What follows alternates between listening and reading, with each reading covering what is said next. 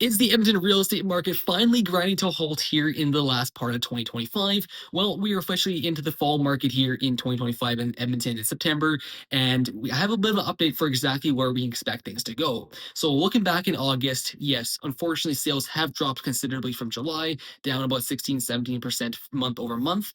And sales are down from this time last year, over 7%.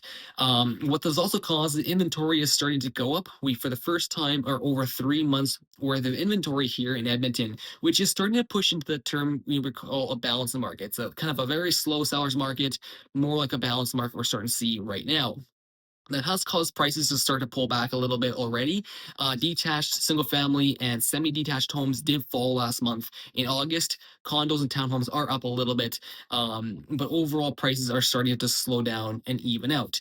Days on market, homes are taking longer to sell right now.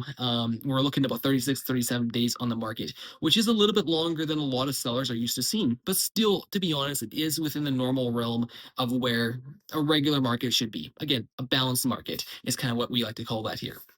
Now, where can we see that for sellers and buyers going into the last part of 2025? Well, first of all, for sellers, what you're going to look at is we have one more kind of last push before the end of the year. And that's kind of what I call the fall market between the middle of August to the middle of October. And so we have a good part of that left here. So if you're looking to sell, this year before 2026, now would be the time to do that before we go into the winter market where it's going to be, even a more drawn out balanced market.